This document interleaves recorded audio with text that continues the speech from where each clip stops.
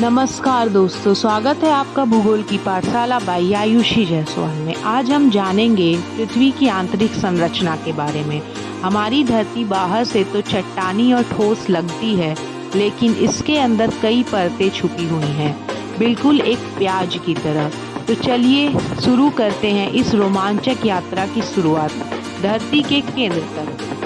अब हम देखेंगे पृथ्वी के भीतर की दुनिया।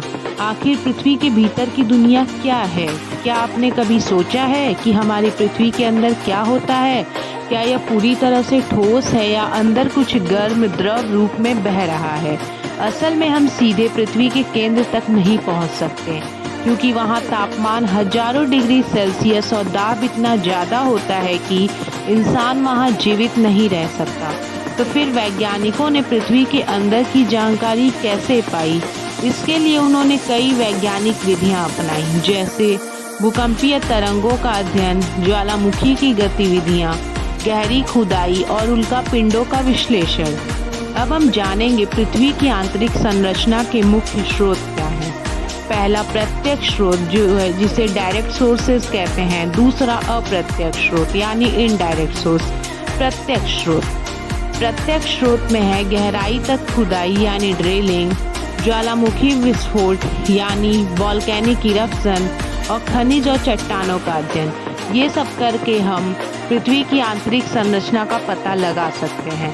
गहरी तक खुदाई। अब तक की सबसे गहरी खुदाई रूस में हुई है, जो कोला सुपर डीप बोरहोल, जो 12.2 किलोमीटर गहरी है, लेकिन यह पृथ्वी की मोटाई का सिर्फ 0.2% है। ज्वालामुखी विस्फोट यानी वॉल्केनिक इरप्शन। लावा और गैसें जो बाहर निकलती हैं वो पृथ्वी की अंदरूनी रचना का सुराग देती हैं। तीसरा, खनिज और चट्टानों का अध्ययन। धरती के अलग अलग हिस्सों में पाई जाने वाली चट्टानों का विश्लेषण करके वैज्ञानिकों ने अंदाजा लगाया कि गहराई में क्या है।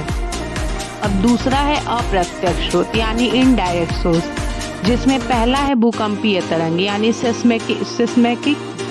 Seismic wave. जब भूकंप आता है तो पृथ्वी के भीतर से तरंगे निकलती हैं। इन्हें पी वेव्स, एस वेव्स और एल वेव्स कहते हैं। इन तरंगों की गति और दिशा से यह पता चलता है कि अंदर ठोस पदार्थ है या द्रव। दूसरा, घनत्व और गुरुत्वाकर्षण यानी डेंसिटी एंड ग्रेविटी। पृथ्वी का औसत घनत्व 5.5 ग्राम पर सेंटीमीटर क्यूब है, जबकि सतही चट्टानों का सिर्फ 2.7 है। इससे पता चलता है कि अंदर भारी और घने तत्व मौजूद हैं। तीसरा, चुंबकीय क्षेत्र यानी मैग्नेटिक फील्ड। पृथ्वी के कोर में मौजूद लोहे और निकल की गतिविधियों से चुंबकीय क्षेत्र बनता है। चौथा है उल्कापिंड यानी मेटेओराइट्स। अंतरिक्ष से गिरने वाले उल्कापिंडों की रचना भी पृथ्वी के समान होती है, इसलिए इनका अध्ययन भी उपयोगी है। ये दोनों स्रोतों से हम जान सकते हैं कि पृथ्वी की आंतरिक संरचनाएं क्या क्या हैं। अब हम देखेंगे पृथ्वी की मुख्य परतें क्या हैं। Main layers of the earth. हमारी पृथ्वी को 3 मुख्य परतों में बांटा गया है, जिसमें पहला है क्रस्ट, जिसे भूपटल कहा जाता है। इसके 2 पार्ट हैं, महाद्वीपीय क्रस्ट और महासागरीय क्रस्ट। दूसरा है हमारा मेंटल, इसको आवरण कहा जाता है। तीसरा कोर यानी नाभिक। अब हम तीनों को एक एक करके समझेंगे। क्रस्ट, पृथ्वी की सबसे बाहरी परत को हम क्रस्ट कहते हैं यानी भूपटल।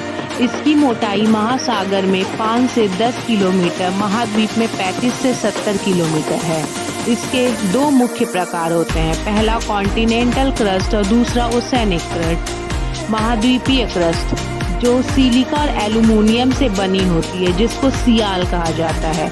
महासागरीय क्रस्ट जो सिलिका और मैग्नीशियम से बनी होती है, जिसको सीमा कहा जाता है।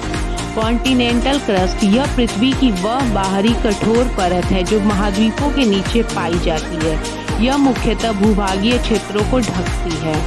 ओसेनिक क्रस्ट यह पृथ्वी की वह परत है जो महासागरों के तल के नीचे होती है। इन दोनों क्रस्ट की मोटाई क्या होती है? कॉन्टिनेंटल क्रस्ट की मोटाई औसतन 30 से 50 किलोमीटर मोटी होती है। कुछ स्थानों पर यह 70 किलोमीटर तक मोटी हो सकती है, जैसे हिमालय क्षेत्र में। ओशेनिक क्रस्ट की मोटाई औसतन 5 से 10 किलोमीटर मोटी होती है, अर्थात यह महाद्वीपीय पर्पटी की तुलना में बहुत पतली होती है। इसका संरचना क्या होता है? Composition of to crust, continental crust. इसमें मुख्यतः शियाल तत्व होते हैं, यानी सिलिका और एल्यूमिनियम। इसमें ग्रेनाइट जैसी चट्टानें पाई जाती हैं। ओशेनिक क्रस्ट, इसमें सीमा तत्व होते हैं, यानी सिलिका और मैग्नीशियम। इसमें बेसाल्ट जैसी चट्टानें पाई जाती हैं। घनत्व यानी डेंसिटी, कॉन्टिनेंटल क्रस्ट कम घनत्व वाली होती है, लगभग 2.7 ग्राम पर घन सेंटीमीटर। ओशेनिक क्रस्ट अधिक घनत्व वाली होती है, लगभग 3.0 ग्राम घन सेंटीमीटर। इसके कुछ उदाहरण हैं। कॉन्टिनेंटल क्रस्ट में हमारे जितने भी महाद्वीपीय हैं, जैसे एशिया महाद्वीप, अफ्रीका महाद्वीप, यूरोप आदि महाद्वीपीय भूभाग इस कॉन्टिनेंटल क्रस्ट के उदाहरण हैं। ओशेनिक क्रस्ट में हमारे जितने भी महासागर, प्रशांत महासागर, अटलांटिक महासागर का तल आदि ओशेनिक क्रस्ट के उदाहरण हैं। अब हम जानेंगे मेंटल यानी आवरण क्या होता है। क्रस्ट के नीचे स्थित जो परत होती है उसको हम मेंटल कहते हैं। इसकी गहराई लगभग 35 किलोमीटर से 2900 किलोमीटर तक होती है। ऊपरी मेंटल और निचली मेंटल में बांटा गया है। ऊपरी मेंटल का एक हिस्सा एंथेनोस्फीयर कहलाता है, जो अर्ध द्रव अवस्था में होता है। तीसरा बात करेंगे हम कोर यानी नाभिक। पृथ्वी का यह सबसे अंदरूनी हिस्सा होता है। इसकी गहराई 2900 किलोमीटर से 6371 किलोमीटर तक होती है। इसमें लोहे और निकल की प्रधानता होती है, इसे निफे कहा जाता है। कोर को दो मुख्य भागों में बांटा जाता है, जो है बाहरी कोर और आंतरिक कोर, यानी आउटर कोर और इनर कोर। और बाहरी कोर जो द्रव अवस्था में होता है और आंतरिक कोर जो ठोस अवस्था में होता है। कोर के कारण ही पृथ्वी का चुंबकीय क्षेत्र बनता है। अब हम जानेंगे डिसकंटिन्यूटीज क्या होती है। इसको परतों के बीच की सीमाएं कहा जाता है। पृथ्वी की परतें के बीच की सीमाओं को डिसकंटिन्यूटीज कहा जाता है। मतलब क्रस्ट और मेंटल के बीच की जो परत होती हैं इसको क्या कहते हैं, और मेंटल और कोर के बीच की जो परत होती है उसको क्या कहते हैं। इन्हीं बीच की सीमाओं को हम डिसकंटिन्यूटीज कहा जाता है, जो इन परतों को अलग करता है। तो इसमें तीन डिसकंटिन्यूटीज पाए जाते हैं। जो पहला है मोहोरोविसिक असंतति, यानी क्रस्ट और मेंटल के बीच की सीमा को मोहोरोविसिक असंतति कहा जाता है, यानी मोहो कहा जाता है। दूसरा गुटेनबर्ग असंतति, यानी गुटेनबर्ग। मेटल और कोर के बीच में जो डिसकंटिन्यूटीज पाया जाता है उसको गुटेनबर्ग असंतति कहा जाता है।